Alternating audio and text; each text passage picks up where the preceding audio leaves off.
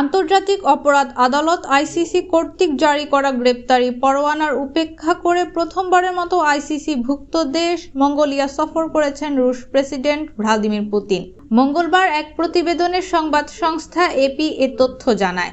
প্রতিবেদনে বলা হয়, স্থানীয় সময় মঙ্গলবার পুতিন মঙ্গোলিয়ার রাজধানী উলান বাটোরে পৌঁছান। এ সময় তাকে গার্ড অফ অনার দিয়ে স্বাগত জানানো হয়। 2023 সালে আন্তর্জাতিক অপরাধ আদালত তার বিরুদ্ধে গ্রেপ্তারি পরোয়ানা জারি করে।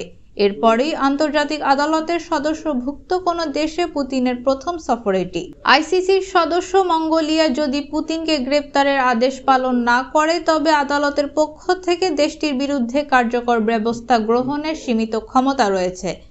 এদিকে পুতিনের এই সফরকে আন্তর্জাতিক মহল গভীর নজরে রাখছে, কারণ এটি শুধু রাশিয়া-মঙ্গোলিয়া সম্পর্কের জন্য গুরুত্বপূর্ণ নয়, বরং আন্তর্জাতিক রাজনীতিতে রাশিয়ার অবস্থানকেও প্রভাবিত করতে পারে।